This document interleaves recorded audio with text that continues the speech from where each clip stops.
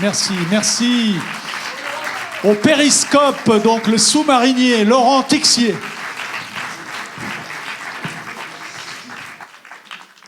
Alors, prêt pour cette 5e et avant-dernière séquence, puisque ensuite nous allons migrer à pied. D'ailleurs, hein, vous pourrez laisser, il est conseillé que vous laissiez votre voiture sur le parking de la salle La Clé des Champs. Nous partirons à pied après un pot qui nous attend donc, en fin de journée. Mais on en reparlera tout à l'heure. Pour l'instant, entrons dans cette 5e séquence de la journée avec un garçon, un homme qui est né d'un père musulman, soufi, d'une mère catholique, qui a embrassé le bouddhisme pendant 10 années de sa vie, qui est aujourd'hui, qui enseigne en qualité d'agrégé de philosophie. Alors il a écrit lui aussi des livres que vous trouverez avec les autres livres de nos autres conférenciers dans le hall d'accueil, vous avez sans doute déjà vu.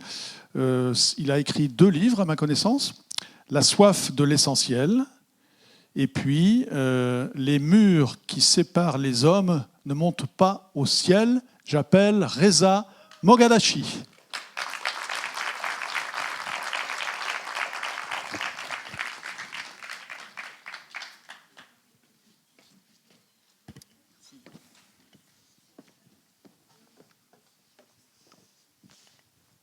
Eh bien, bonsoir à tous. J'espère que vous avez encore un peu de force pour vous concentrer pendant 1 heure, 1 heure et demie. Je vais essayer de tenir le flambeau après des personnes aussi prestigieuses, aussi passionnantes, passionnées, chez qui on sent voilà, une âme ardente. Et ça, c'est touchant. Il y a quelque chose qui se communique. Et en même temps qui tétanise, parce que voulez-vous dire après? Et alors peut-être que moi je commence mes 4 prochaines années d'angoisse face à un public. Il y a quelque chose qui s'est communiqué, vous voyez, transmission des flux. Je ne sais plus du tout ce que je voulais vous dire. Alors je vais faire comme Socrate, je vais vous dire je ne sais pas. Alors quand même, essayons de retrouver nos esprits. On pourrait partir de cette question que posent les disciples de Jésus à Jésus, justement. Dans l'évangile de Thomas, il lui demande, mais qu'est-ce qu'on doit faire? Comment il faut faire? Qu'est-ce qu'il faut faire? Et très étonnamment, au lieu de leur donner des conseils, au lieu de leur donner des méthodes, Jésus leur dit, arrêtez le mensonge. Alors on pourrait se demander, mais c'est quoi le mensonge? C'est quoi sortir du mensonge? Héraclite avait également cette formule en parlant des êtres humains autour de lui. Il dit même éveillés, ils dorment. Alors c'est quoi se réveiller? Se réveiller, ça peut être beaucoup de choses. D'abord, c'est peut-être petit à petit se libérer de quelque chose qui s'est enclenché depuis notre enfance, qui consiste pour essayer de faire l'expérience de sa valeur, pour essayer de trouver une réponse à son besoin d'être aimé, eh bien, de faire la preuve de sa valeur aux yeux des autres. des autres qui ne sont pas prêts à nous regarder, à prêter attention à nous si nous ne prouvons pas notre valeur, si nous n'avons pas une performance. Et s'enclenche dès le départ une logique qui consiste à essayer d'avoir ce qu'il faut, de faire ce qu'il faut et de paraître comme il faut pour pouvoir capter l'attention et le désir des autres. Alors là, j'espère que je serai à la hauteur.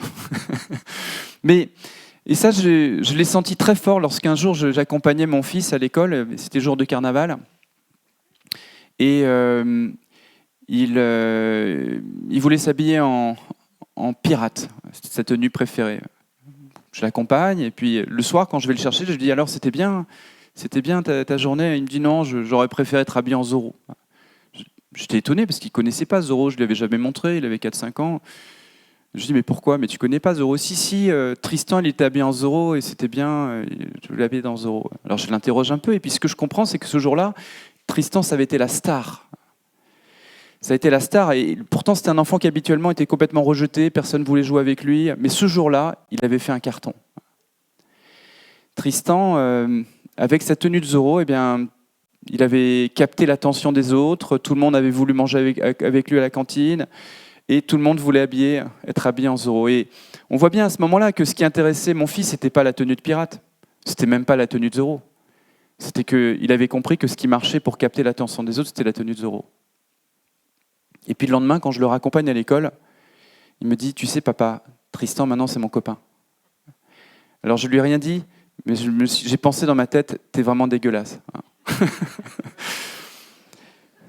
Et au fond, ça commence très tôt. Qu'est-ce que comprend Tristan dans cette histoire ? On ne fait jamais attention à moi, je ne suis jamais invité à aucun anniversaire, mais si jamais j'ai ce qu'il faut dans la vie, je fais ce qu'il faut et puis je parais comme il faut, eh bien à ce moment-là, on fera attention, on va m'aimer. Donc arrêter le mensonge, ça va être de sortir de ce piège-là. Parce que quand bien même on gagnerait, quand bien même on arriverait à capter les autres, à paraître comme il faut, à faire ce qu'il faut, à être brillant. Et en effet, peut-être qu'on va capter l'attention des autres, on aura les bons diplômes, on aura un bon salaire, on aura tout ce qui est clinquant du point de vue de la réussite sociale. Mais en réalité, au cœur de cette victoire, il y aura une défaite. Je ne suis pas aimé pour moi-même, mais pour telle ou telle performance, pour telle ou telle qualité que je manifeste potentiellement, mais que je peux perdre. Or, on veut être aimé pour nous-mêmes. Donc arrêter le mensonge, ce n'est pas facile. Ça va être d'arriver à se libérer de cette impasse existentielle par laquelle nous avons à trouver la voie de l'amour. Arrêter le mensonge, c'est aussi avouer son ignorance. Avouer son ignorance, on a bien souvent tendance à faire les malins et à faire comme si on savait, même dans le domaine spirituel, alors qu'en réalité, on n'a peut-être rien compris. Et je crois que le grand sens de la formule de Socrate que j'ai évoquée tout à l'heure, je sais que je ne sais pas, c'est pas du tout cette formule que tout le monde pourrait revendiquer, parce que qui est assez mégalomane pour dire je connais tout sur tout ? Tout le monde est prêt à dire il y a plein de choses que je ne connais pas, et d'ailleurs, comparé à tout ce qu'on pourrait connaître, ce que je connais, c'est rien du tout. Donc pourquoi cette phrase est devenue si célèbre alors que tout le monde pourrait le revendiquer ? Et pourquoi Socrate dit que non, rares sont ceux qui peuvent la dire vraiment, qui la vivent de l'intérieur ? Parce que savoir qu'on ne sait pas, pour Socrate, c'est pas savoir que toutes ces connaissances qui sont dans les livres, je ne les ai pas. Savoir que je ne sais pas, ça signifie pour Socrate avoir compris que ce qu'il y avait d'essentiel à comprendre, je ne l'ai pas compris. Beaucoup de gens sont prêts à reconnaître qu'ils sont ignorants de beaucoup de choses, mais ils ont l'impression d'avoir compris la vie. Qu'au fond, les bases sont posées. Ils ont des convictions, la vie, c'est ça. Et tout d'un coup, lorsque le sol commence à se dérober sous nos pieds et qu'on ne comprend plus rien, eh bien à ce moment-là commence pour Socrate le chemin vers la vérité. À ce moment-là, naît le désir, naît la quête. C'est déstabilisant parce qu'on aime bien avoir des points de repère.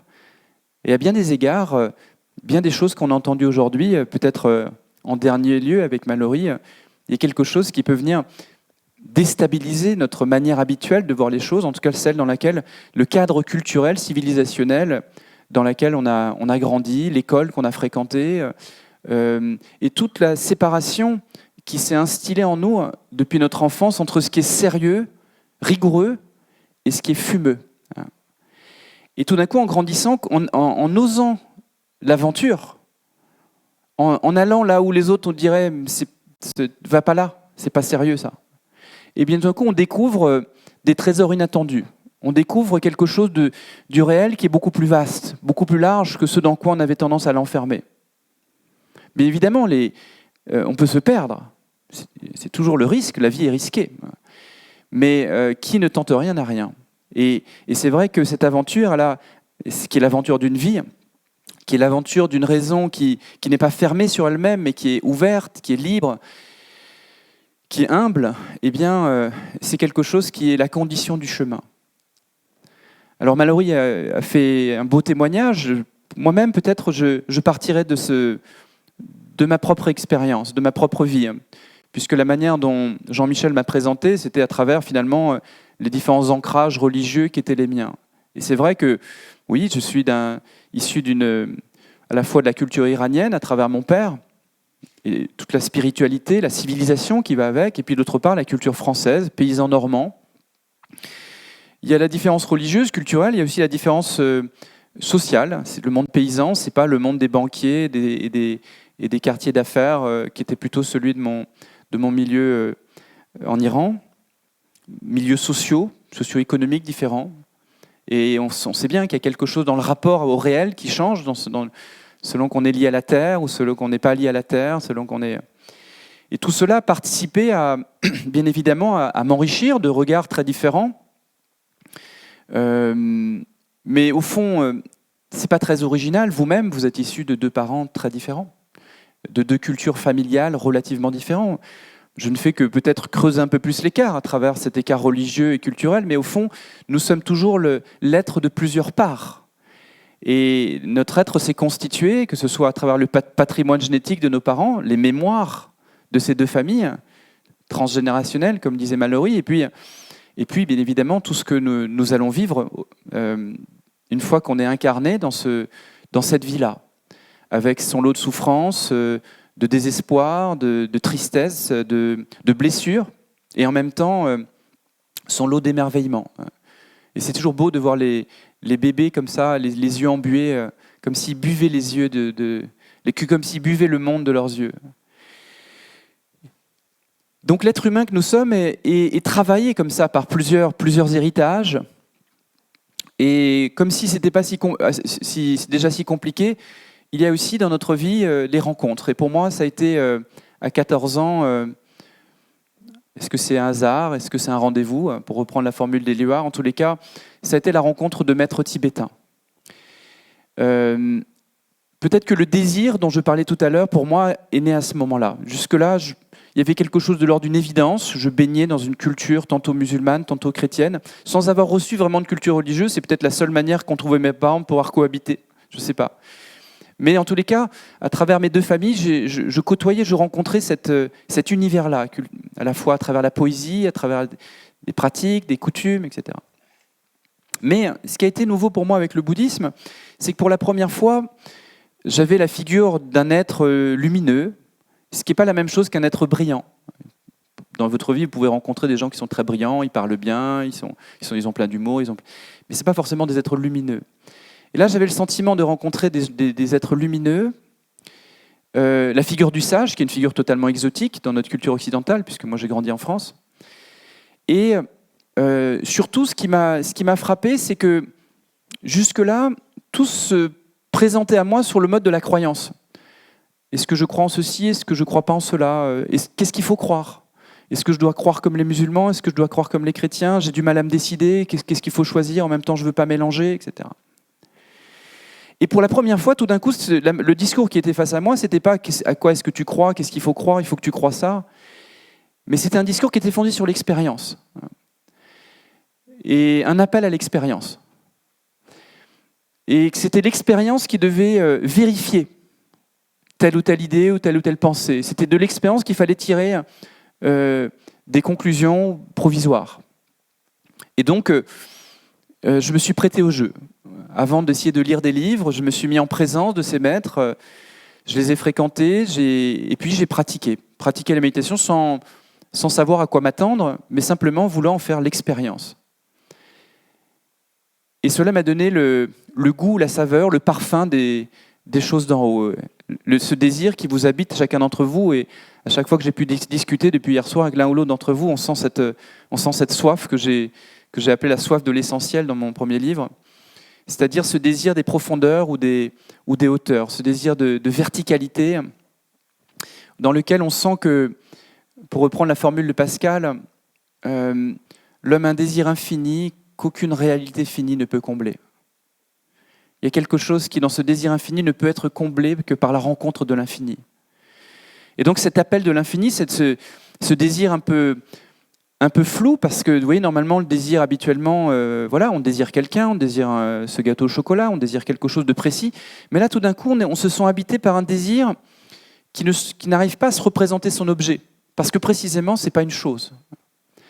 C'est quelque chose qui n'est pas rien, mais qui n'est pas une chose.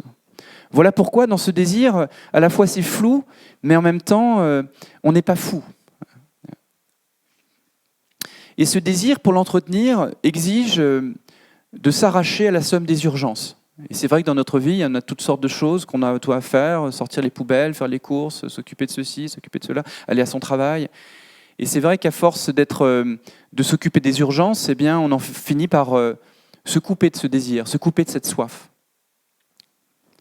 Lorsqu'on ne fait pas ce qu'on doit faire, si on ne s'occupe pas des urgences, eh bien, ça peut nous créer des problèmes. Mais lorsque on ne fait que s'occuper des urgences et qu'on ne s'occupe pas de l'essentiel, eh bien, à ce moment-là, notre vie n'a plus aucun sens. Et je crois que si vous êtes là aujourd'hui, c'est précisément que vous avez arraché à la somme des urgences ce besoin de sens dont parlaient Jean et ce besoin de l'essentiel. Alors de l'essentiel, bien évidemment, on peut essayer d'en parler, mais l'essentiel ne se trouve pas dans les mots, c'est dans une expérience. Mais peut-être qu'il faut aussi passer par les mots. Il faut aussi essayer, comme on l'a essayé de faire à travers les différents intervenants aujourd'hui, d'essayer d'y comprendre quelque chose. J'aime beaucoup cette formule du Bouddha qui dit « Tout commence par la pensée. Là où la pensée est fausse, l'affliction s'ensuit, comme la roue de la charrette suit le pas du bœuf. » Et pourtant, c'est bien celui qui parle, ici le Bouddha, c'est quelqu'un qui ne croit pas seulement dans la pensée. Il ne pense pas que la pensée suffit à elle seule pour pouvoir se libérer. Et de ce point de vue-là, je rejoins Marc, qui disait dès qu'on pense...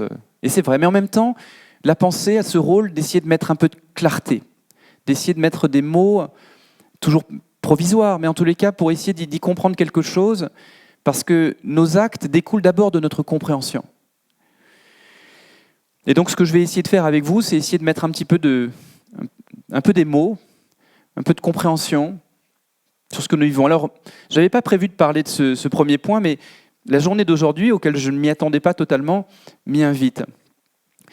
On a écouté différents intervenants qui nous ont parlé, au fond, de pas mal de dimensions assez en décalage avec ce qui est habituellement notre éducation moderne et notre éducation occidentale.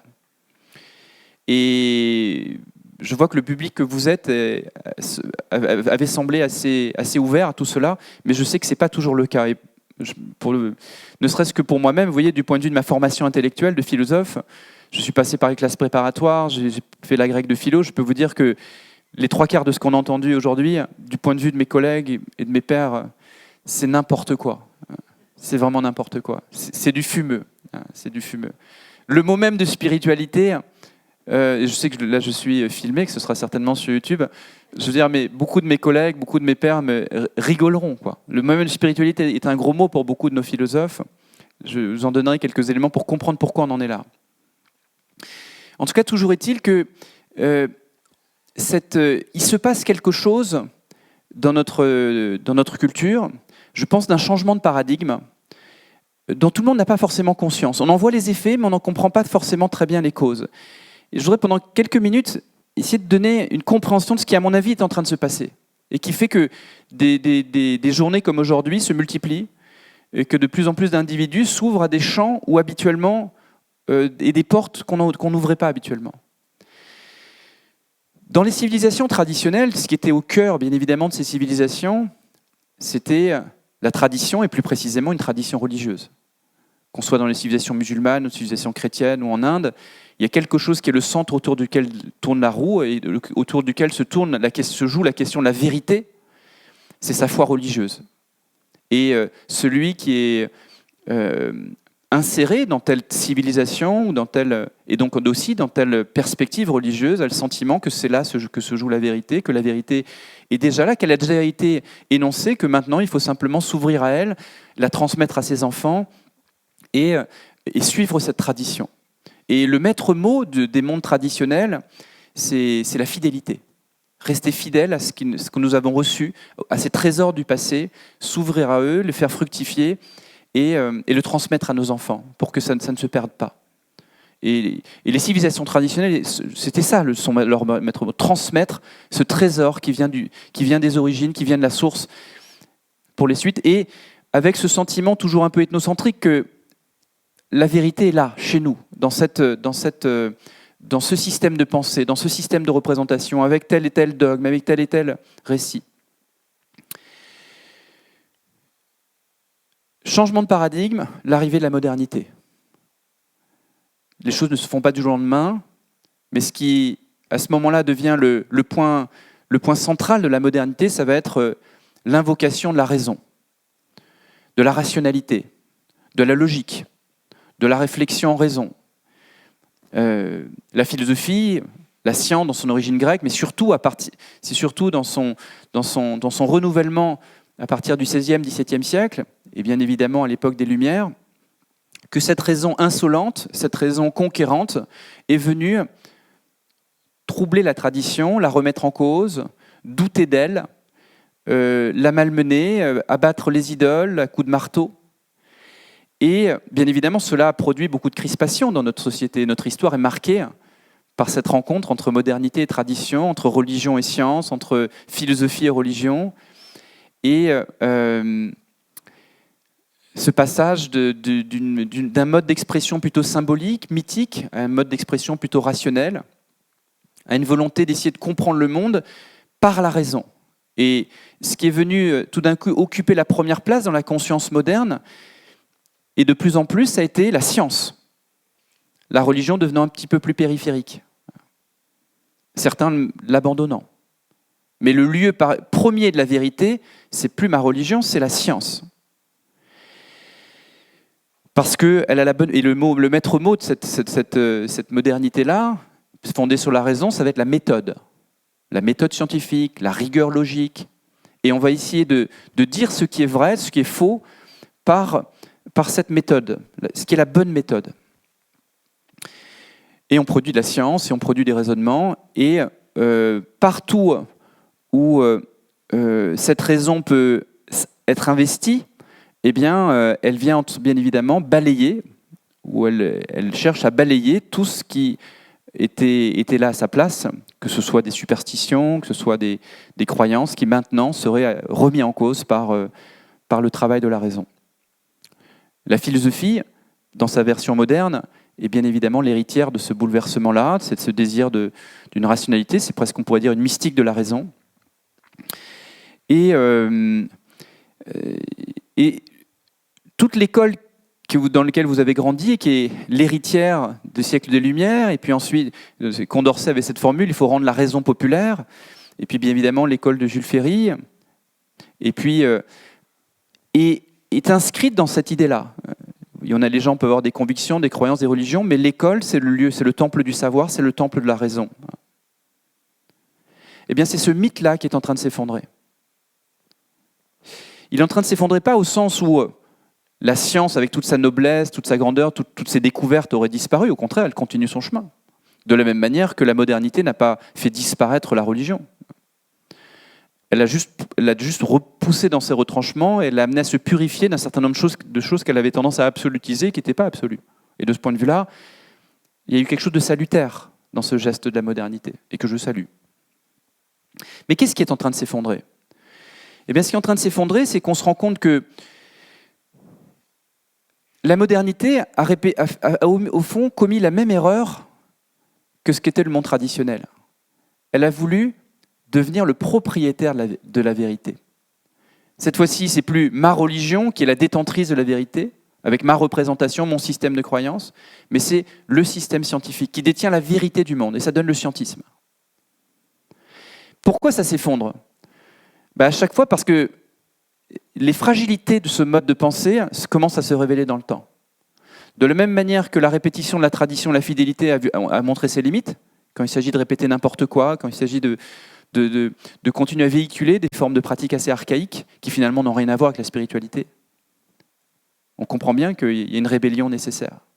Et bien de la même manière, dans ce troisième temps, ce changement de paradigme, on commence à se rendre compte, c'est que on a confondu la raison et une raison, qu'il y a différents régimes de rationalité, que tout système scientifique, tout système rationnel, et lui-même repose sur des présupposés, que ce soit en mathématiques, c'est ce qu'on appelle des axiomes, ou que ce soit en physique, et que ces présupposés-là, ils peuvent être bouleversés.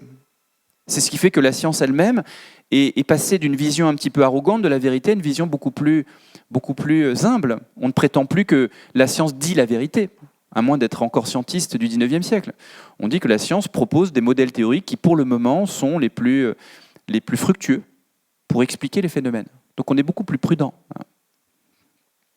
Et puis on s'est rendu compte que ce regard scientifique sur le monde, ce n'est qu'un regard sur le monde, un regard très limité. Et qu'il y a d'autres regards qui nous font accéder à des dimensions du réel et des dimensions plus profondes. C'est pourquoi la question « qui suis-je ?», la question « qu'est-ce que la réalité ?», la question « quelle est la source de la réalité ?», on sent bien que nos raisonnements, nos théories n'arrivent pas à les épuiser. Il y a quelque chose qui les dépasse. Lorsque Jean, tout à l'heure, nous parlait de l'absolu, et qui était au-delà des mots, au-delà de nos représentations, au-delà des religions, on sent bien qu'il y a quelque chose, en effet, qui dépasse nos capacités de représentation. Et je crois que ce qui est en train de se passer, c'est donc un troisième temps dans lequel on passe à un régime pluriel de la vérité. On passe d'une situation où on pensait qu'on pouvait, à travers un système, que ce soit un système religieux ou à travers un système scientifique, détenir la propriété de la vérité. Et on commence à se rendre compte qu'en fait, tout ça, c'est une illusion. On a besoin de penser. On a besoin d'avoir un système de pensée, parce que c'est à travers ce système qu'on essaie d'appréhender le monde et d'agir sur lui. Mais en même temps, aucun système ne peut à lui tout seul rendre compte pleinement du réel. Il y a quelque chose qui le dépasse, il y a quelque chose de limité. Et c'est pour ça que j'ai bien émotionné l'image des petits yeux qui regardent de différentes directions. Il y a toujours quelque chose d'étriqué et de limité. La pensée est un oiseau qui, dans une cage de mots, peut ouvrir ses ailes, mais ne peut voler, nous dit Khalil Gibran. Eh bien, c'en est-il dans la pensée. À la fois, vous voyez, on a besoin d'une forme, on a besoin d'une tradition, on a besoin de s'appuyer sur des convictions, on a besoin d'utiliser des mots. Et certains mots nous parlent plus que d'autres. On est le fruit d'une histoire, d'une civilisation, on a reçu un héritage, et on essaie à partir de ce terreau-là, eh bien, de faire jaillir la source. Mais comme tout ce qui se produit dans l'espace et dans le temps, eh bien, il se produit de manière multiple. De la même manière qu'il n'y a pas qu'une seule langue, mais il y a plusieurs langues, il n'y a pas un seul type d'arbre, il y a multiplicité de types d'arbres, il n'y a pas qu'une seule type de musique, il y a plusieurs styles musicaux. C'est la loi du monde des phénomènes, la loi de ce qui est dans l'espace et dans le temps, c'est la multiplicité. Et donc à chaque fois que quelque chose de transcendant veut se manifester dans l'espace et dans le temps, c'est toujours à travers une forme multiple. Ainsi en est-il des langues, ainsi en est-il des formes religieuses et des formes culturelles. Et bien des citations qu'a données Jean font bien écho à ça. Et donc il n'est pas étonnant qu'à notre échelle humaine de l'espace et du temps, il y ait différents langages pour essayer de parler de l'absolu, différentes représentations, et chacun dans le creuset de son histoire personnelle et de ses racines. Et c'est à travers ces racines-là qu'on essaye de cheminer, de faire cette quête dont je parlais tout à l'heure. Alors ce régime pluriel de la vérité se manifeste sous plein angles. Là, on est en train de parler au niveau de la spiritualité, et on entend comme ça des gens qui viennent de traditions différentes, on fait des références à des traditions religieuses différentes. C'est vrai dans le cadre de la médecine.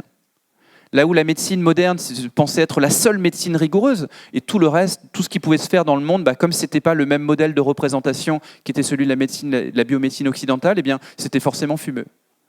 Et on sent bien que ça ne tient pas, il y a quelque chose d'étriqué ici. Et que ce qui se prétend être le rationnel est en réalité un appauvrissement de la raison. On ne peut pas balayer d'un revers de la main tous les trésors de la médecine chinoise, avec toute cette transmission, cet usage aussi de la raison, mais simplement à partir de présupposés et d'une perspective différente. Et donc de la même manière qu'on s'ouvre à d'autres manières, d'autres systèmes de représentation qui, chacun tente de répondre à la même question, mais qu'est-ce que la vie, qu'est-ce que le sens, comment soigner cette maladie, etc. Vous voyez, cette ouverture qui se fait par rapport même à une même pathologie, en essayant d'avoir des regards croisés, des approches différentes, vous voyez, c'est ça le monde dans lequel nous sommes en train de venir. Et je crois que c'est beaucoup plus riche qu'une vision très étriquée de la raison qui était celui du monde moderne. Le passage de ce paradigme au nouveau provoque lui aussi des crispations. Ceux qui sont encore attachés à ce paradigme moderne, et qui sentent une science qui est en danger face à d'autres systèmes de représentation est assez compréhensible. Mais de toute façon, ils auront perdu. L'histoire va plus dans ce sens-là. Maintenant, il y a un mouvement qui est en marche pour se rendre compte que comprendre ce qu'il en est des questions d'ordre spirituel ou d'autres questions, eh bien, c'est toujours l'envisager sous un angle et s'enrichir d'autres angles qui vont venir. Voilà. Alors, est-ce que c'est du relativisme? Pas du tout. Ça, ce serait le piège qui pourrait guetter ce nouveau paradigme. C'est dire, vous voyez, il y a plein de discours, chacun peut avoir, il y a plein de techniques médicales, plein de techniques thérapeutiques, il y a plein de spiritualité, chacun peut faire ce qu'il veut, chacun peut penser ce qu'il veut. Tout ne se vaut pas. Pourquoi? Parce que tout ne produit pas les mêmes fruits. Ce qui est important, ce sont les fruits qui tombent de l'arbre. Et tout système de représentation n'est pas aussi fructueux. Toute philosophie, toute manière de penser les choses ne produit pas les mêmes fruits. Il y a certaines manières de penser qui conduisent à la mort, certaines manières de penser qui conduisent à la vie. Et c'est à partir de cette expérience, à partir des fruits de l'arbre, que nous pouvons juger de la qualité, éventuellement, d'une thérapeutique, ou bien d'une voie ou d'un chemin. Et c'est ça le critère nouveau. Vous voyez, le critère de ce qui fait la pertinence ou non d'un discours ou d'un système de pensée, c'est quel fruit ça porte. Et c'est pour ça que je dis souvent, ce qui est le plus important lorsqu'on rencontre quelqu'un, c'est pas à quoi il croit. Même si c'est toujours intéressant de savoir quelle est l'histoire personnelle de chacun, ce qu'il croit, ce qui compte pour lui, comment il le formule, etc. Mais à quoi doit conduire ce à quoi il croit? Et à quoi ça a déjà conduit? Et donc je crois que ce que je viens de vous expliquer dans ce changement de paradigme, c'est à travers ce prisme-là, je crois qu'il faut aussi comprendre la journée d'aujourd'hui. C'est que ça se passe ici, ça se passe ailleurs dans la société, et on est en train de changer. Et toutes les crispations que vous pouvez sentir chez ceux qui sont encore les tenants d'une vision un petit peu, je dirais, étriquée de la raison, eh bien, c'est quelque chose qui s'explique par ce bouleversement et cet attachement à une vérité qui a tendance à être accaparée. Dans le domaine de la spiritualité, eh bien, moi, ça a été une joie, comme ça a été le cas pour Jean, de découvrir en effet que derrière ces héritages multiples qui étaient les miens, eh bien, j'arrivais à trouver de l'unité. Et j'ai bu comme du petit lait, ce qu'a expliqué Jean, parce que moi-même, en croisant comme ça la compréhension que je pouvais avoir de ces différentes traditions, je voyais bien qu'il y avait au-delà des divergences dans les concepts, dans les récits, quelque chose qui pointait du doigt vers l'unité. Mais cette unité, Jean l'a dit de manière un petit peu hâtive comme ça, mais j'aimerais insister dessus, cette unité, elle n'est pas au niveau des concepts, elle n'est pas au niveau des théories, elle est au niveau de l'expérience. Voilà. Je vais prendre un exemple. Prends par exemple le dogme de l'incarnation. Un Dieu qui serait incarné en la figure de Marie, et puis virginité de Marie, qui accueille cet enfant divin, etc. Alors si on regarde de l'extérieur, on peut dire, ça c'est la croyance des chrétiens.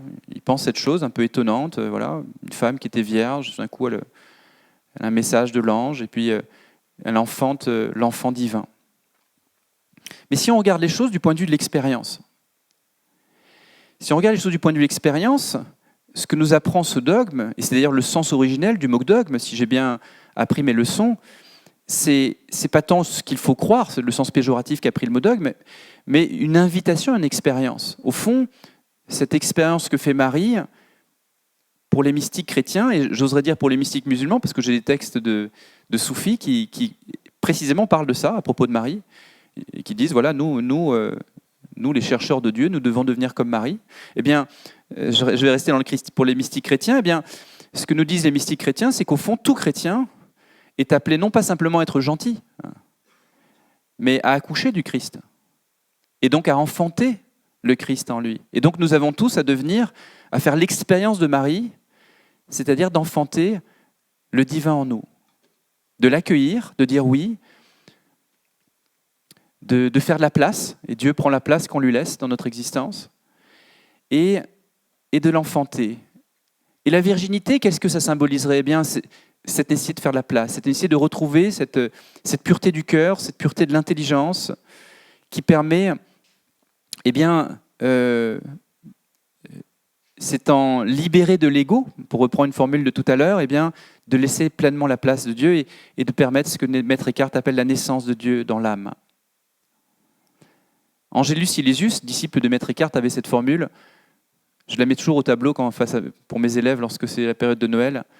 Peu m'importe qu'un enfant soit né il y a 2000 ans dans une étable à Bethléem, si cet enfant ne naît pas aujourd'hui en moi. Alors, à ce moment-là, on se rend compte qu'il y a quelque chose qui se joue ici de l'ordre d'une expérience et pas simplement d'une croyance.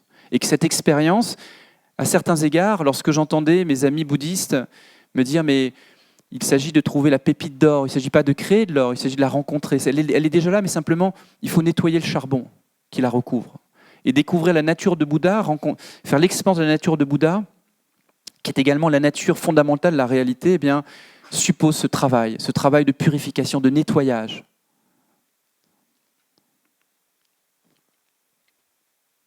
Les poètes persans utilisent souvent la métaphore du miroir.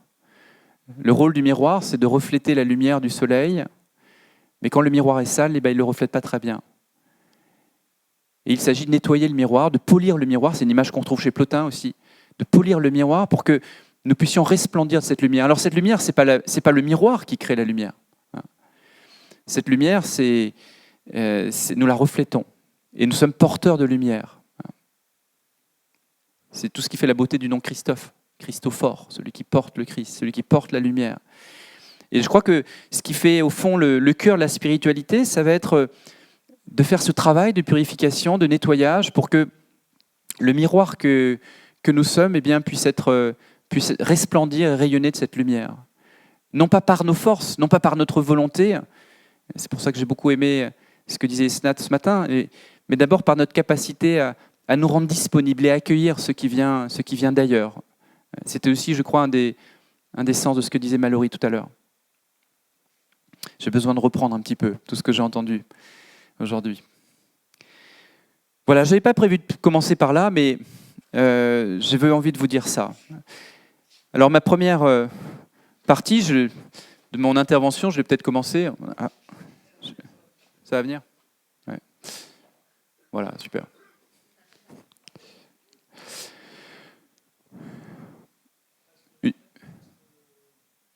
30 minutes, d'accord, très bien. Je vais adapter mon temps.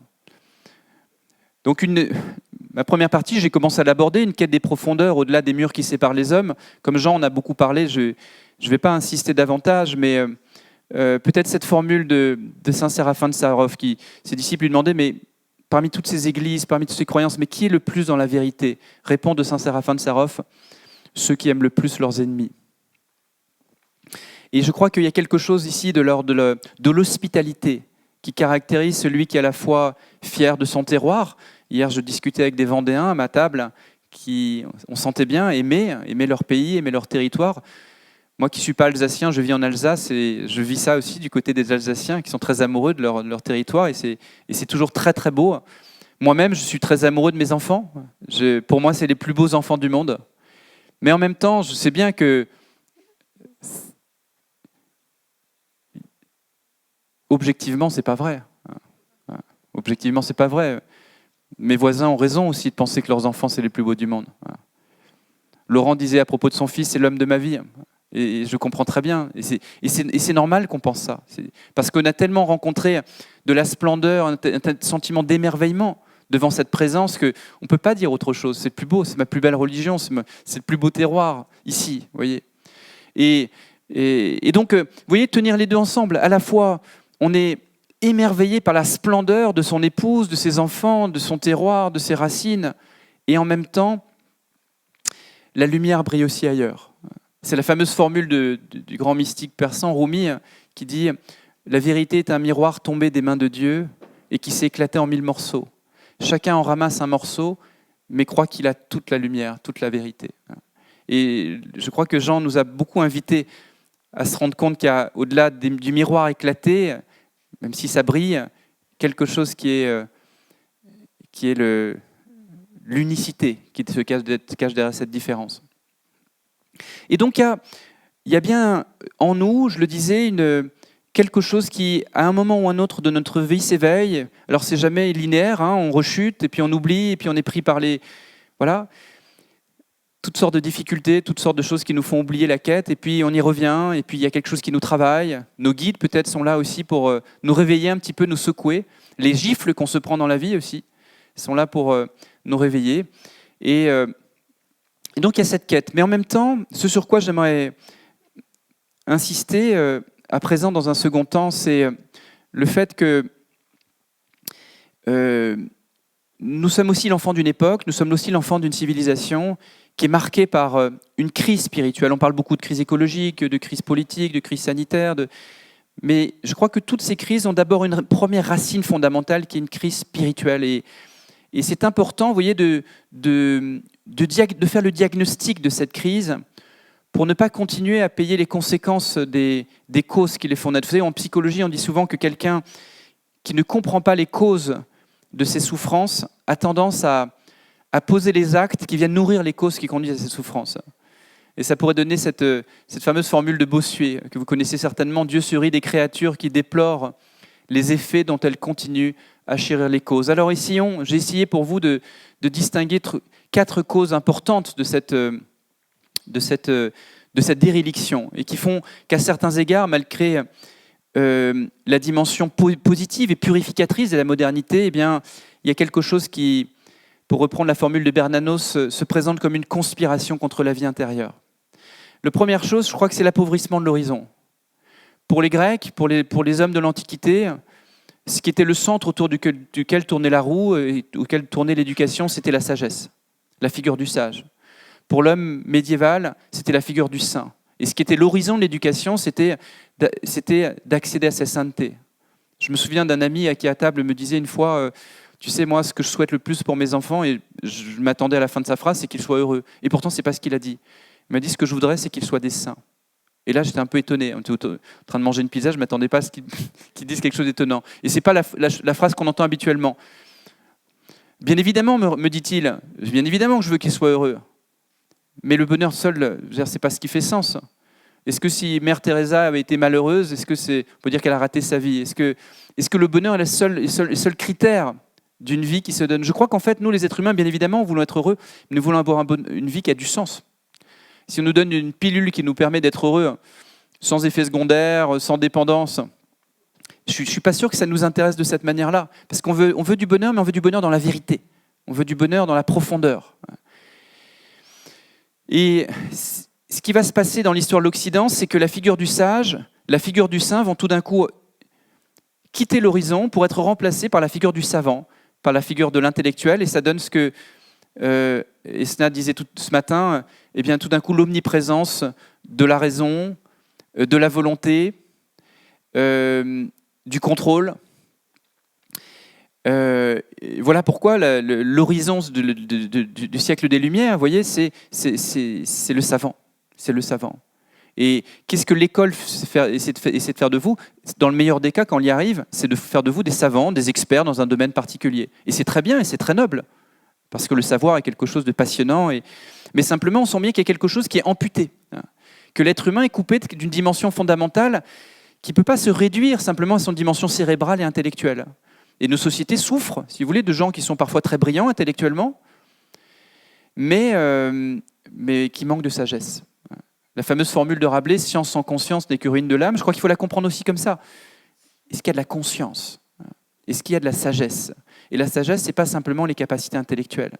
C'est aussi les qualités de cœur, c'est aussi les qualités cette capacité intuitive, cette capacité d'imagination, cette capacité créative. Et donc l'appauvrissement de l'horizon, c'est l'appauvrissement de notre image de l'homme.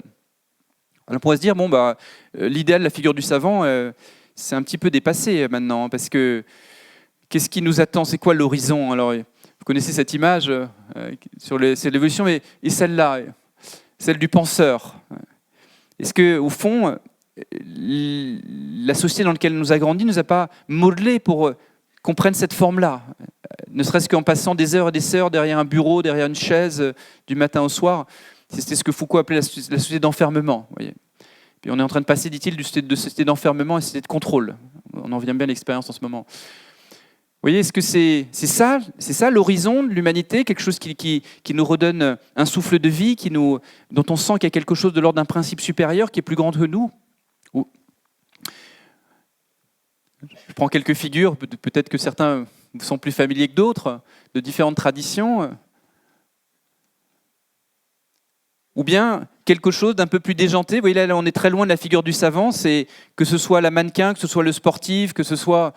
voilà, j'ai rien contre les sportifs, j'aime beaucoup regarder un match de foot avec mes fils, mais en même temps, vous voyez, cette formule, les héros de l'inutile, a quelque chose aussi, ou les saints de l'absurde, comme vous voulez, a quelque chose qui, en effet, vis-à-vis de ce qui fait l'enjeu d'une existence, oui, on ne pourrait pas se contenter de placer sa vie sous l'horizon de marquer beaucoup de buts, ou bien de crier le plus fort derrière une guitare. Ou bien l'image de l'homme augmenté par la technique, dont vous en avez une illustration ici. Et on sent bien que cet homme augmenté, c'est en fait un homme très diminué, qui n'arrête pas d'externaliser ses fonctions. Il n'a plus de mémoire, il n'est plus capable de s'orienter, il a toujours besoin d'être appareillé. Et ça produit un homme hébété, un homme de plus en plus dépendant, un homme non pas fragile, c'est le retour à une forme d'infantilité, de dépendance. Et c'est pas pour rien que Gunther Anders parlait de la honte prométhéenne, l'homme qui tout d'un coup est humilié par ses propres productions. Mais comment vous voyez, il faut que l'image de l'être humain se soit tellement dégradée pour en arriver à être humilié par la performance des machines et des techniques. Et ce que propose la spiritualité, c'est pas l'homme augmenté par la technologie, qui est en réalité un homme diminué, c'est l'homme transfiguré. L'homme pressé, toujours en train de courir, ou bien l'homme obnubilé par ses écrans. C'est dans cet univers-là, et c'est cette tendance-là qu'on a tendance à être pris. Et je comprends de ce point de vue-là la formule de Krishnamurti. Vous voyez, ce n'est pas un signe de bonne santé que d'être parfaitement adapté à une société profondément malade. Et il y a bien quelque chose de l'ordre d'un symptôme, il y a bien quelque chose de l'ordre d'une maladie dont il faut se libérer. Le deuxième appauvrissement, c'est l'appauvrissement anthropologique. Je n'apprendrai rien à beaucoup d'entre vous, mais vous voyez le passage d'une vision qui était ternaire des anciens, corps, âme, esprit, soma, psyché, pneuma chez les Grecs, corpus, animus, spiritus chez les Latins, à une vision binaire, l'homme physique, l'homme psychologique. Cette vision binaire qui va naître à partir de la Renaissance, n'accusons pas seulement Descartes, il n'y a pas que lui, a produit un refoulement de la dimension spirituelle. Et ça, c'est une grosse perte, parce que vous voyez, ça se ressent dans toutes les structures de notre société, notamment sur le plan médical. Si ça ne va pas au niveau physique, vous allez voir le médecin du corps. Si ça ne va pas au niveau plus psychique, vous allez voir le psychologue. Et le spirituel dans tout ça. Donc l'appauvrissement anthropologique, vous voyez, c'est perdre cette troisième dimension qui est la dimension spirituelle, sur laquelle j'aimerais donc insister un tout petit peu ici. Le corps, on sait à peu près ce que c'est. C'est ce qui nous permet d'entrer en relation avec le monde physique. Ce n'est pas seulement un outil, c'est aussi un organe de réception d'informations. De ce point de vue-là, le corps est déjà une réalité spirituelle. Mais en tous les cas, ce que permet le corps, ça nous permet de rencontrer de l'information physique et également d'agir sur le monde matériel. Et puis ensuite, il y a la dimension de la psyché. La psyché, c'est cette dimension en nous qui s'ouvre à la question du sens, ce qui est une nouvelle dimension. Cette dimension qui est capable d'affectivité, qui est capable d'imagination, qui est capable de penser. Vous voyez, tous ces facultés cognitives qui sont les nôtres. Et puis, la dimension spirituelle, c'est quelque chose qui transcende ces deux-là. Ce n'est pas le physique, ce n'est pas le plan physique, ce n'est pas le plan psychologique. C'est un plan sur lequel il est difficile de parler avec des mots, parce que quand on parle avec des mots, on est sur le plan psychique. On est au niveau des concepts, au niveau de l'entendement. Voilà pourquoi dans les différentes traditions spirituelles, on utilise plutôt des images. Tout à l'heure, on a utilisé l'image de la chenille et du papillon.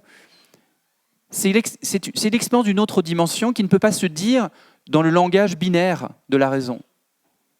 Mais il y a certains signes qui traduisent cette présence de la dimension spirituelle. La première caractéristique de cette dimension de l'esprit, avec un grand E si vous voulez, c'est le fait que cela renvoie à une dimension en nous qui est au-delà de l'espace et du temps. Jean faisait référence à Ramana Maharshi. Lorsqu'on a demandé à Ramana Maharshi, mais quand vous allez mourir, où est-ce que vous allez aller? Il répond, là où je suis depuis toujours. Ce qu'on appelle, dans le vocabulaire de la théologie, l'éternité. L'éternité n'étant pas une durée infinie, ça c'est la sempiternité, mais ce qui est au-delà du temps, au-delà de l'espace et du temps.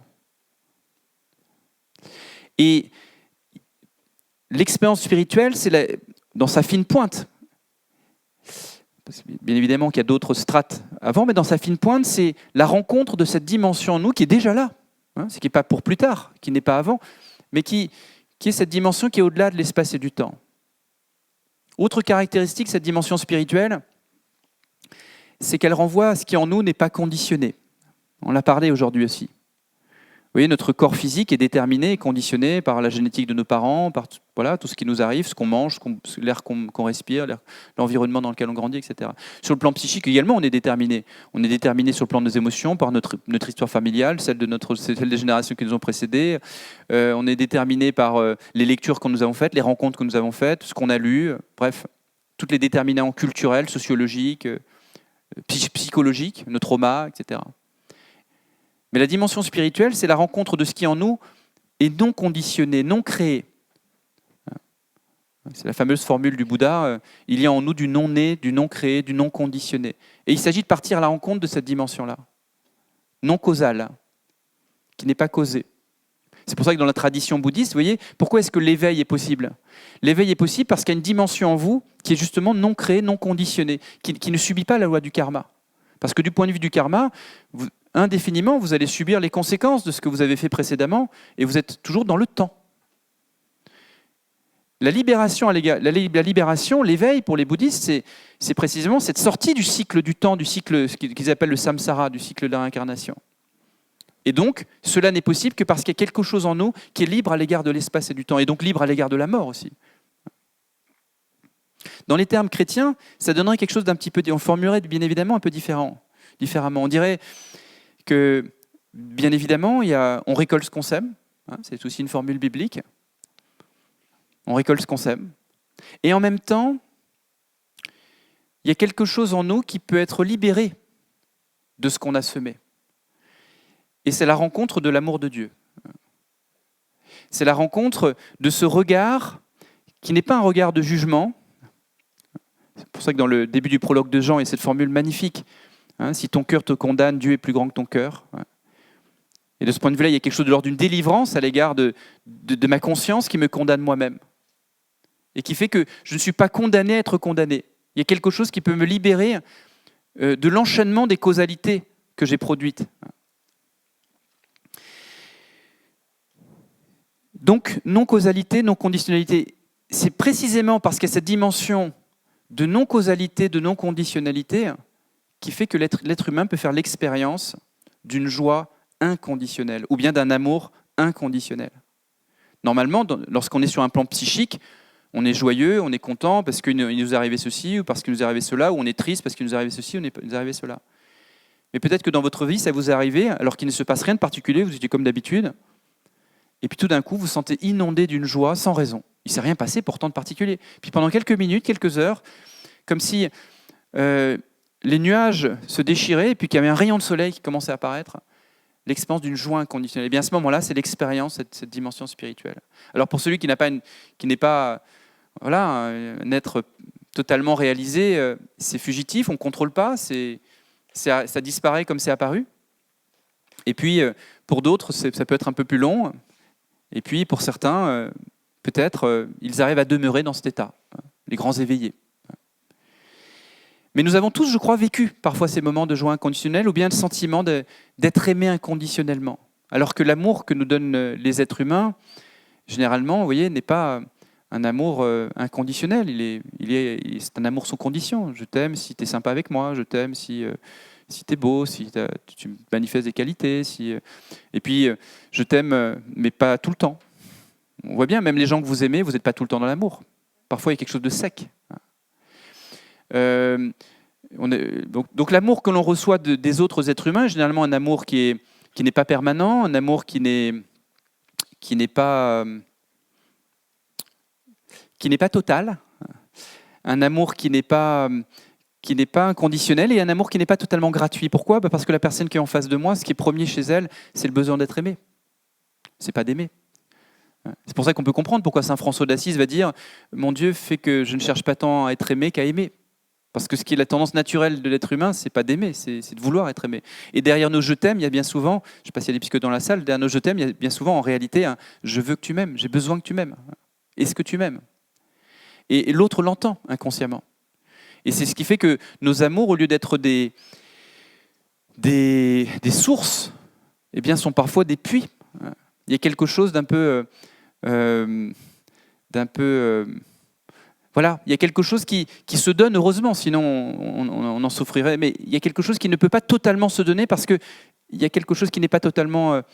auquel notre besoin d'amour n'a pas trouvé de réponse, parce qu'on rencontre d'abord le besoin et les limites de l'autre. Et c'est ça précisément, la rencontre de l'amour inconditionnel. C'est tout d'un coup rencontrer un amour qui n'est plus l'amour limité, conditionnel, que l'on peut recevoir, mais quelque chose qui transcende cet amour-là. Ce qu'un bon néoplatonicien appellerait... Non, pas les néoplatoniciens. Non. Ce qu'un chrétien appellerait la source de l'amour. La source de l'amour. Et Jean nous a beaucoup parlé de cette dimension absolue, transcendante, et comment, au-delà du voile de la Maya, des apparences, il s'agit d'aller vers la source. Mais ce qu'il faut aussi noter, et je voudrais apporter le petit complément qui est important, c'est que ce qui se présente à nous dans cette vie, à travers l'amour de nos parents, l'amour de notre bien-aimé, l'amour de nos enfants, etc.,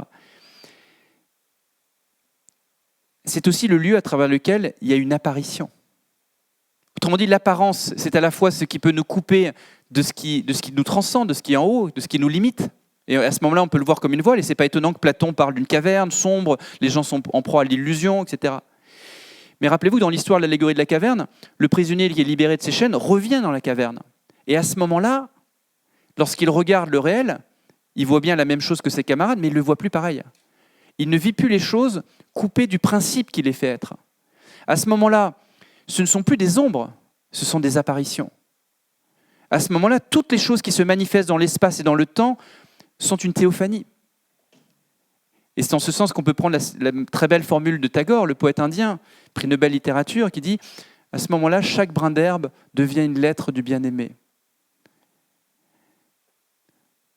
Donc vous voyez, souvent les apparences dans cette vie nous cachent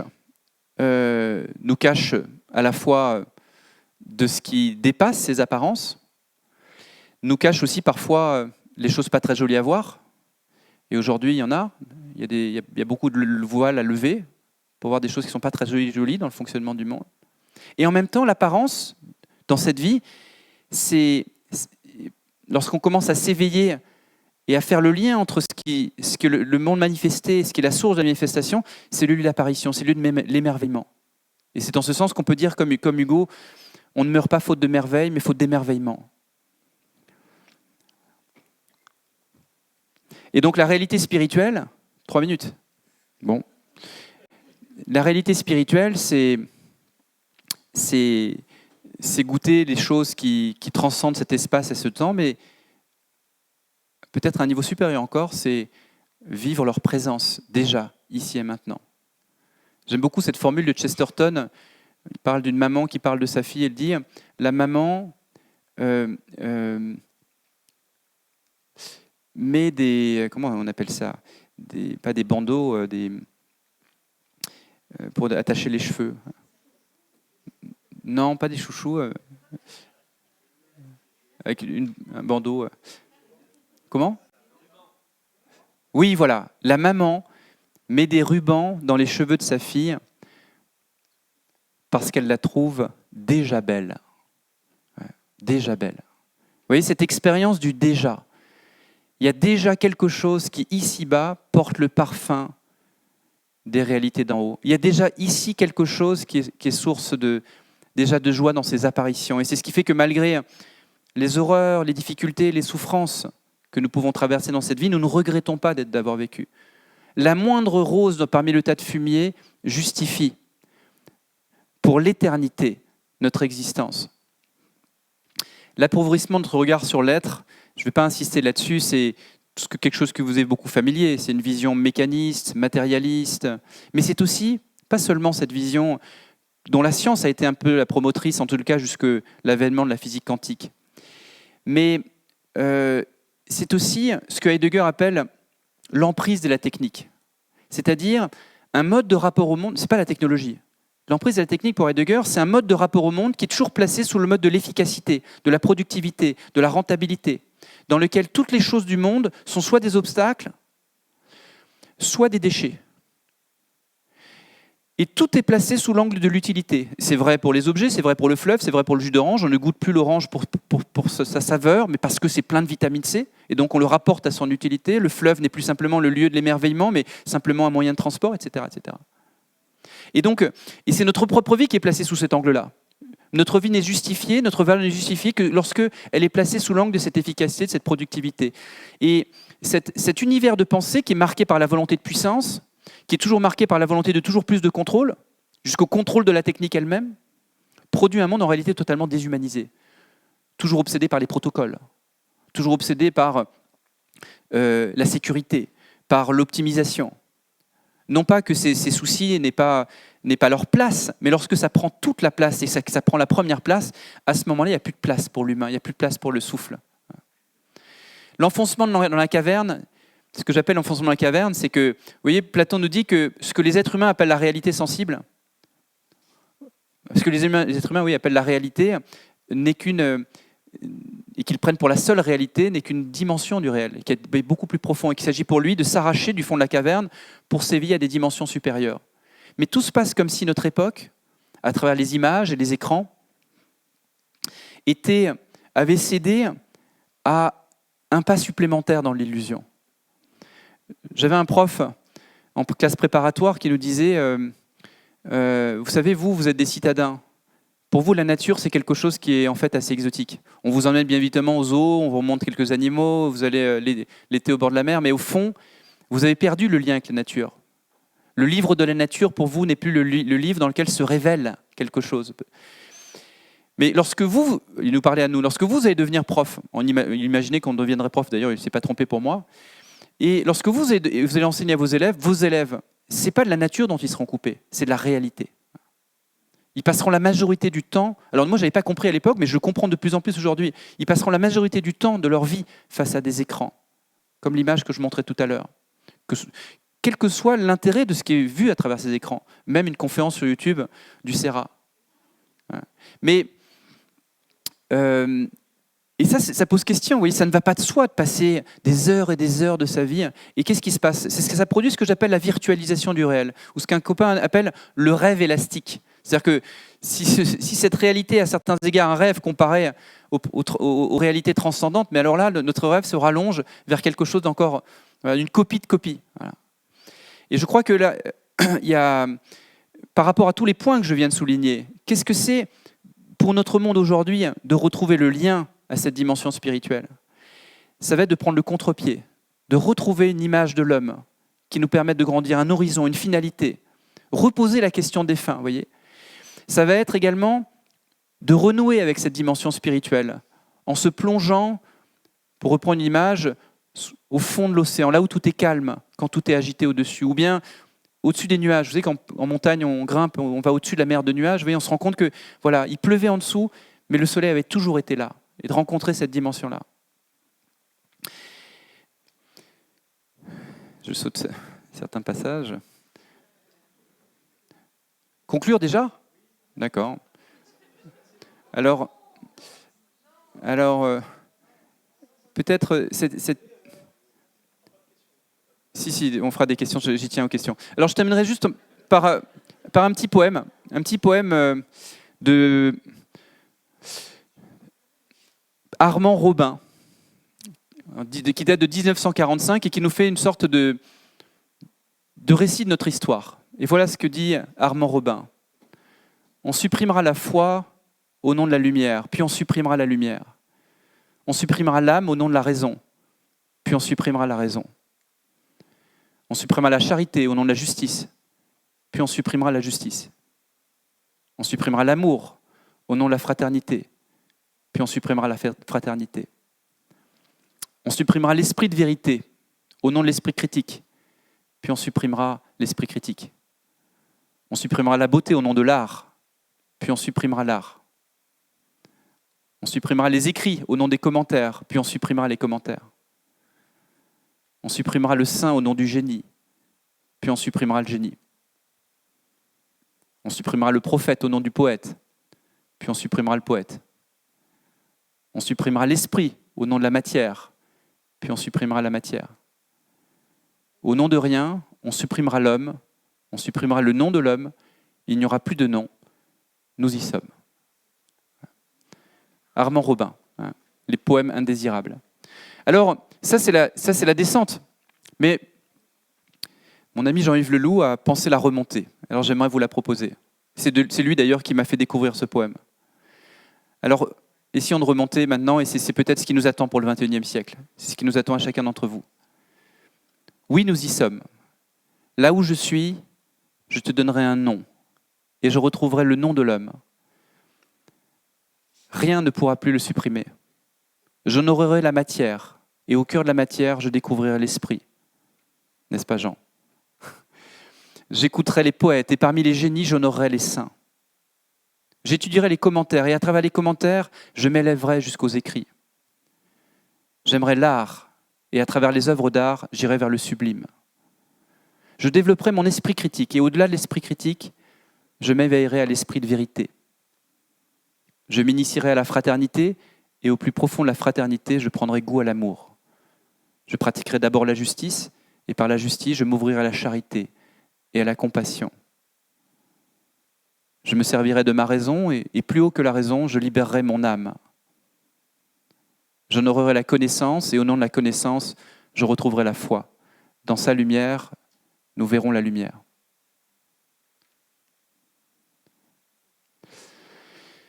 Merci à vous.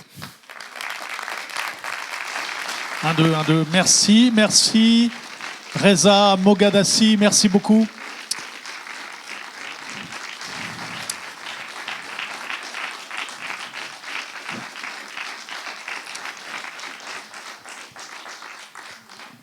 Alors, quelques minutes, 10 minutes maximum pour les questions. Et ensuite, on conclura par une séquence musicale. On prendra un pot et on partira pour notre balade spirituelle et musicale.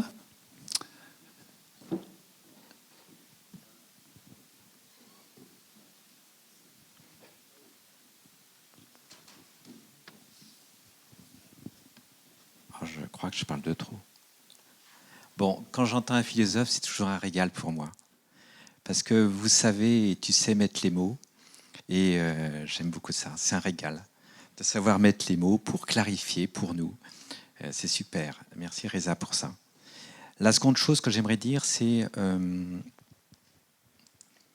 j'ai aussi apprécié évidemment quand tu as parlé de la raison et les limites de la raison. Et moi, ça m'a renvoyé évidemment, toujours dans la tradition chrétienne, à Saint Ignace de Loyola, qui dit la chose suivante: qu'est-ce qui nourrit l'âme ? Non pas d'en savoir beaucoup, mais de goûter. Alors le mot final, personnellement, que j'ai envie de dire, c'est bon appétit à chacun.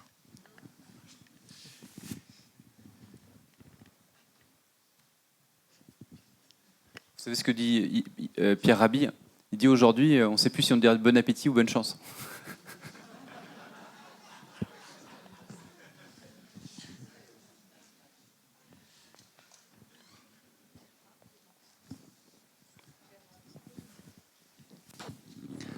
Moi, ma question, c'est quoi là, le truc que tu avais prévu de dire et que tu n'as pas eu le temps de dire pour passer à la phase des questions? Beaucoup de choses, mais j'ai voulu prendre le pouls, voilà, de ce qui s'est dit aujourd'hui, et c'est pour ça que j'ai réadapté un petit peu ce que j'avais prévu de dire. Donc ce qui s'est dit, c'était certainement ce qui devait être dit aujourd'hui, maintenant. Donc voilà, je ne ferai pas du rab. Mais par contre, peut-être, voilà, tu pourrais dire qu'est-ce qui t'a plus frappé, toi, dans... Moi, c'est cette universalité, je pense, qui a résonné avec tout ce qui a été dit depuis ce matin. Alors, je pense que personne ne s'était parlé. Et en fait, il y a quelque chose de vrai, de juste, qui est dit à travers des prismes différents, mais qui trouve le même écho à l'intérieur de chacun. Et je pense que rien que ça montre qu'il y a une vérité universelle qui est là. Et là, on la touche, en fait. Donc, je pense qu'il n'y a pas de démonstration là. Mais il y a juste une résonance. Et je pense que là, ça a résonné. Et ça continue de résonner. Ça va continuer de résonner ce soir. Donc, juste pour ça, merci à tous les intervenants d'avoir cette cohérence, cette complémentarité qui disent qu'il y a une vérité, en fait, et qui est multiple. Et là, on a vraiment senti cette verrière un peu exploser et qu'il y a différents prismes pour la toucher. Donc, juste merci pour ça. Merci à toi. C'est vrai. Le seul complément que j'apporterai, c'est qu'il y a une universalité, mais le début du chemin, c'est aussi le singulier. C'est-à-dire que c'est à partir de la matière très concrète, on est quelque part dans une ville, avec une histoire personnelle, des convictions, des racines, et c'est des nœuds à dénouer, des grâces reçues. C'est à partir de ce terreau-là, qui est singulier, qui n'est pas celui de mon voisin, que je vais accéder à l'universel. Et c'est à partir de cette matière-là que je vais, comme le disait bien Mallory, que je vais sublimer, que je vais traverser, que je vais illuminer, que quelque chose va se faire dans le sens universel. Donc au départ, l'universel, c'est une intuition, ça peut être aussi quelque chose de très intellectuel et théorique, ça peut être aussi quelque chose d'affectif, parce qu'on sent bien qu'au-delà de nos différences, il y a de l'amour qui passe. Mais néanmoins, ce qui fait notre finitude, c'est qu'on ne pourra pas parler toutes les langues. Il y a des choses qui vont nous heurter, nous trouver bizarres dans ce que font les autres, dans la manière dont ils le formulent, etc. Et je crois qu'il faut accepter ça. C'est-à-dire qu'il faut accepter... je ne parle pas à toi, je parle vraiment à tout le groupe, et je le parle surtout aussi à moi-même. C'est pas évident pour un être humain de gérer cette différence-là. C'est-à-dire que des personnes ne disent pas exactement les mêmes choses que moi, même utilisent des formules qui me déplaisent. Il y a des langues que je ne parlerai jamais. C'est pas ma langue. Et puis, j'ai pas le temps de façon de parler toutes les langues. Mais humblement, à travers ce qui est ma langue, à travers ce qui a été mon terreau à moi, je vais essayer d'aller vers la lumière. J'aime beaucoup le chemin vers Saint-Jacques-de-Compostelle. Vous voyez, il y a à la fois le mot compost, et c'est vrai qu'on va tous vers le compost, et en même temps, il y a Stella l'étoile. Il y a en nous la lumière qui traverse cette matière et puis qui va retourner à la lumière. Mais il y a un matériau bien particulier. Il y a ce que vous appelez notre mission de vie, notre lieu d'incarnation, ce paradoxe-là, il a été dit aussi par Esna, c'est que plus on veut aller vers la dimension spirituelle, plus il faut s'incarner, plus il faut rencontrer la sensualité, son corps, sa sensibilité, même nos blessures et nos épreuves et nos échecs. C'est-à-dire que c'est le terreau et la matière de notre transformation. Et donc la vie quotidienne avec toutes ces épreuves, la réalité sociale avec toutes ces épreuves, nous met à l'épreuve, mais aussi nous invite à ce dépassement. Voilà. Donc aimer même cette situation difficile. Vous voyez, c'est pas facile, ou en tout cas d'y consentir, parce que c'est là que se joue la transformation. Le risque, ce serait d'avoir, vous voyez, ces images de sages, de les rêver, de lire des ouvrages de spiritualité en étant émerveillé comme ça par des choses extraordinaires, et tout d'un coup on oublie, et moi je dis ça parce que dans tous les pièges dans lesquels on peut tomber, je suis tombé, et dans celui-là aussi, et d'oublier que finalement c'est le travail au quotidien de la vie quotidienne et la manière dont on va se libérer peu à peu, pas après pas, d'un certain nombre de nœuds, que petit à petit quelque chose chemine. Et voilà. Une dernière question, Reza, une dernière question ici. Oui, merci beaucoup Reza. Je rejoins le monsieur qui parlait de la qualité des mots du philosophe. Tu nous as parlé d'émerveillement, la capacité d'émerveillement, ce sentiment-là. Tu as parlé de quête aussi. Donc nous sommes en quête de bonheur, en quête de sagesse. Confucius, pour lui, la sagesse, on pouvait l'acquérir, c'était le vieillard, qui était expérimenté, qui pouvait atteindre la sagesse. Alors c'est une question, je ne sais pas si, je crois que c'est le taoïsme justement, qui lui verrait la sagesse chez l'enfant, et non pas chez le vieillard, avec la capacité d'émerveillement, avec la divine insouciance. Donc est-ce que le taoïsme considère que la sagesse, il faut retourner vers l'enfance et cette capacité d'émerveillement? Alors, c'est que le taoïsme tente de penser le dépassement des contraires. Donc, je n'oserais pas parler pour le taoïsme, mais en tout cas, ce que je pourrais dire par rapport à ce que vous dites, c'est que d'un côté, indéniablement, il y a quelque chose dans des qualités de l'enfance, comme la spontanéité, la capacité à vivre l'instant présent. Pour ceux qui sont très petits, dès les bébés, un lien, une communication certainement assez fine, avant que certaines portes se referment, qui font qu'on a pu comparer l'accès à la sagesse, à la réalisation spirituelle avec le regard de l'enfant. Et c'est vrai, quand vous avez un bébé dans les bras, ça ressemble au regard du sage, c'est-à-dire qu'il vous transperce de l'intérieur. Il y a quelque chose qui, quand vous dormez près de lui, quand vous êtes assis dans la chambre d'un bébé, vous sentez la théophanie, quoi. Vous ne pouvez pas vous permettre d'être superficiel, quoi. Donc il y a bien quelque chose. Et en même temps, nous avons à grandir, à mûrir, parce que l'enfant, c'est aussi l'infantilité. C'est l'incapacité à différer le plaisir, c'est l'incapacité à renoncer à certains désirs, c'est la tendance à se prendre pour le centre du monde. Et de ce point de vue-là, cette infantilité, elle n'a pas d'âge. Et la maturité va consister précisément à dépasser ça et à retrouver cette qualité de spontanéité, mais cette fois-ci par tout un tas de détours. Voilà, mais pas pour redevenir un bébé, mais pour regagner quelque chose de l'ordre d'une capacité de la relation plus mûre. Voilà. Donc oui, il y a quelque chose de l'enfance qui fait écho à la spiritualité. Pour autant, il ne s'agit pas de retomber dans l'enfance, à mon avis. Ce rapport entre vieillard et enfance me fait penser également à une image que donne la tradition bouddhiste. Imaginez un parc de jeux dans lequel les enfants sont en train de jouer, et puis un vieillard qui est assis sur le banc en train de regarder la scène.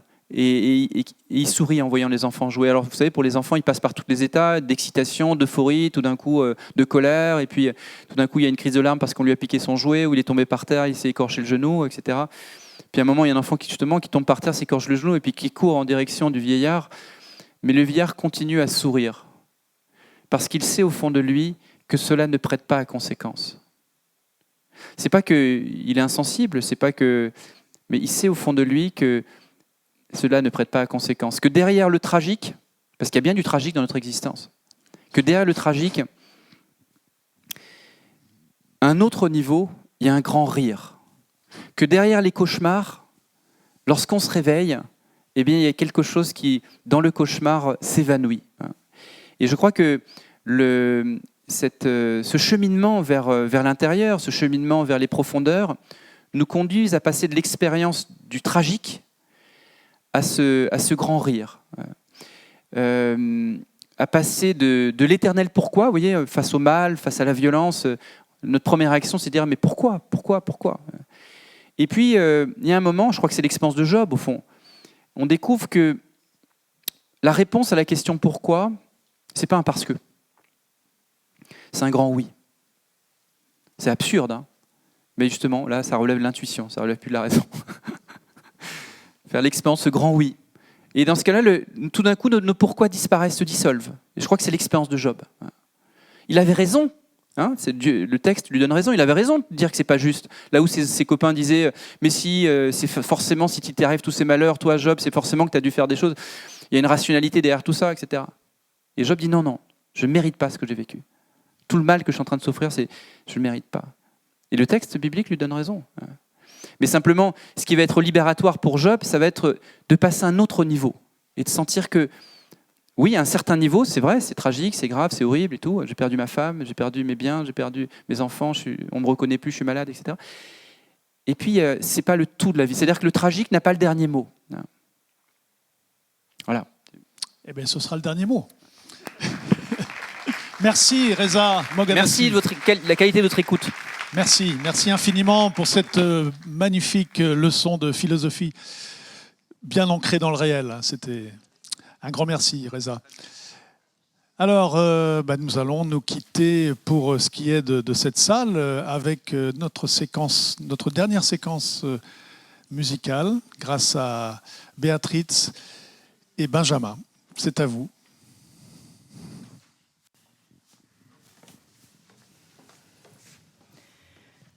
Petit rossignol, réveille-toi. Réveille-toi car nous devons redanser tous ensemble cette danse ancienne, intemporelle, nommée branle, ce cercle infini. Nous devons le redanser avec toutes les dimensions. Et si nous n'accueillons pas maintenant ce chant, ton chant, petit rossignol, ton chant d'amour, si nous n'accueillons pas ce oui, alors la danse, le branle devra finir.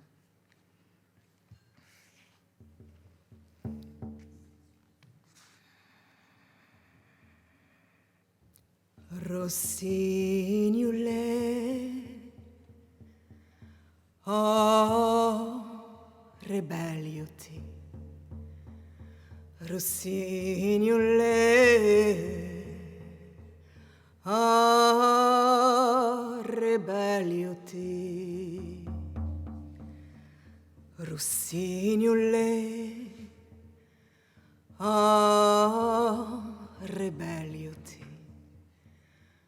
Rossignole, oh, réveille-toi, car nous allons danser. Le branle, là, nous devons danser. Le branle, canam, dansa. Le branle, la, canam, dansa. Le branle. Rossignole, oh, rebellioti. Rossignole, oh, rebellioti. Rossignole, oh, rebellioti. Rossignole, oh, rebellioti. Canam dansa, lo branle la, canam dansa, lo branle, canam dansa, lo branle la, canam dansa, lo branle. Essa Maria id intra, essa Maria id intra, essa Maria id intra, essa Maria id intra, e canam dansa, lo branle la, e canam dansa, lo branle, canam dansa, lo branle la, e canam dansa, lo branle. E se Maria nuni bollana, e se Maria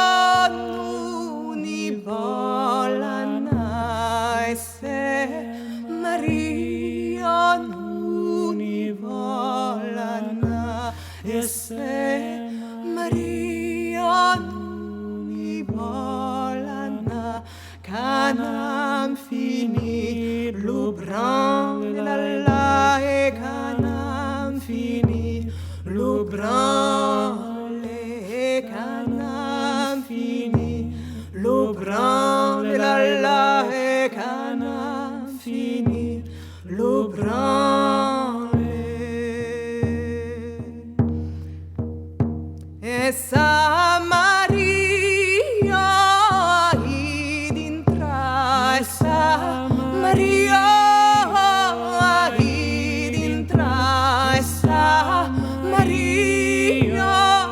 id intra e Samaria id intra e Canam dansa Lubran la Canam dansa Lubran le Canam dansa Lubran la Canam dansa Lubran le Russignule rebelliote Russignule rebelliote